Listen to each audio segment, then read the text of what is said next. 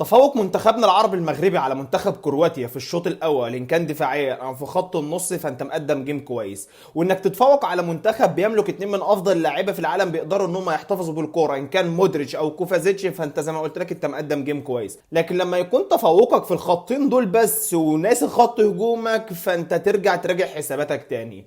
انك تتفوق في الخطين دول على حساب خط هجومك، فانت رايح كاس العالم علشان تقدم اداء مشرف، مش رايح علشان هدف انك انت تكسب وتصعد.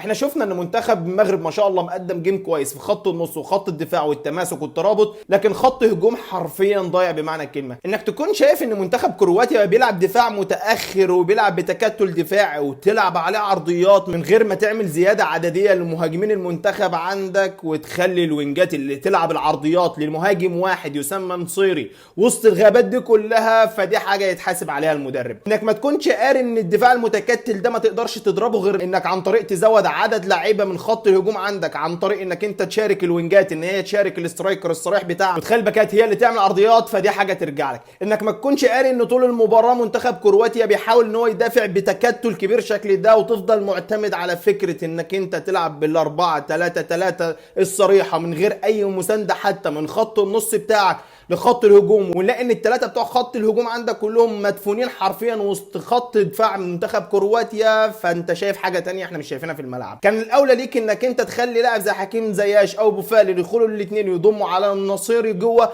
ويخلي الباكات بتاعتك هي اللي تلعب عرضيات، وتدي الى حد ما من املاح او ناحيه اي مسانده منهم لخط الهجوم. لكنك انت تفضل مخلي خط نصك وخط الدفاع علشان خايف من المرتدات لكرواتيا او خايف من السرعات عند منتخب كرواتيا ان هي ترتد عليك، انا ممكن احسب لك ان انت ممكن تخسر مباراه. لكن انت لو انت رايح كاس العالم زي ما قلت علشان عاوز تأدي اداء مشرف بس، فانت ممكن تلعب بالطريقه اللي كنت بتلعب بيها النهارده، انك تكون مدرب لمنتخب بحجم المغرب ويكون عندك كم اللعيبه ما شاء الله الموجود ده، وانك ما تقدرش تعمل اي شكل هجومي للمنتخب، فدي حاجه زي ما قلت ترجع للمدرب. كان الاولى لو انت عاوز فعلا تلعب بنفس الشكل وبنفس الاداء كنت شلت الوينجين بتوعك دول اصلا ولعبت بال4-4-2 الصريحه، وكنت خليت اتنين عندك سترايكر حمد الله جنب النصير وما كنتش لعبت بالوينجات، لان حرفيا ما شفتش اي تاثير نهائي ان كان للبوفال او لحكيم زياش. بقيت حاسس ان حكيم زياش من اللعيبه اوفر ريتد قوي في الملعب، ولا بقيت شايف ليه شكله ولا شايف ليه اداء، وحاسس ان هو خايف على رجله ولا عاوز يدافع ولا عاوز يلعب.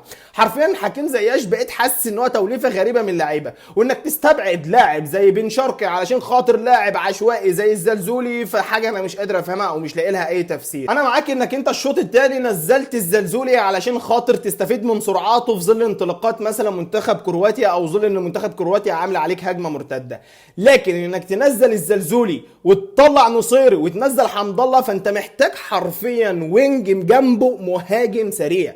لكنك انت تعتمد انك تنزل وينج سريع وجنبه لاعب بطيء، حمد الله اصلا كل خطورته بتكون في العمق لما تلعب عليه عرضيات. طب انت الشوط الاول كنت بتلعب عرضيات للنصيري اللي هو اصلا ما هوش خطورته كلها في العرضيات، النصيري دايما عارفينه خطورته ان هو يستلم ويشوط ويعدل والكلام ده، لكنك انت تنزل لاعب الشوط الثاني وما تلعبش عرضيات، حرفيا بقيت حاسس ان مدرب المنتخب المغربي بيعمل تريكات غريبه كده في الملعب.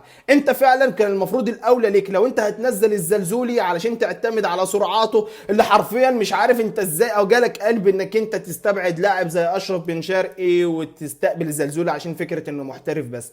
حرفيا الزلزولي لاعب وصل للمرمى 10 او 11 مره كلهم اتقطعوا. انت متخيل انك انت تلعب لاعب حرفيا عشوائي بمعنى الكلمه، عاوز لا اما يعدي من بطن اللاعب او تفكيره كله ان هو انا عاوز اكون اللاعب المغربي الاول اللي يعمل كذا واللي يعمل كذا واللي يعمل كذا واللي يعمل كذا، مش حاطط في دماغه المنتخب، حاطط في دماغه ان انا عايز اوصل للمرمى علشان يبقى اول لاعب عايز يعمل كل حاجه في الكره ويتسمى ان انا اول لاعب مغربي اتعملت. لكن ما علينا انك تلعب لاعب عشوائي زي الزلزولي. فكره انك انت تلعب حمد الله جنب الزلزولي ده كارثه بمعنى الكلمه، حرفيا انت دفنت حمد الله ودفنت الخطوره اللي حمد الله بيشكلها. طبعا دي كانت شويه مشاكل كده قابلت المنتخب في ماتش كرواتيا، اتمنى ان المدرب يقدر يحل المشاكل دي المباراه اللي جايه علشان على الاقل نشوف منتخب المغرب صاعد للدور اللي جاي. وطبعا بالتوفيق لمنتخبنا المغربي العربي المباريات القادمه ان شاء الله. ما تنساش لو عجبك الفيديو لايك واشتراك للقناه عشان يوصلك كل جديد. سلام.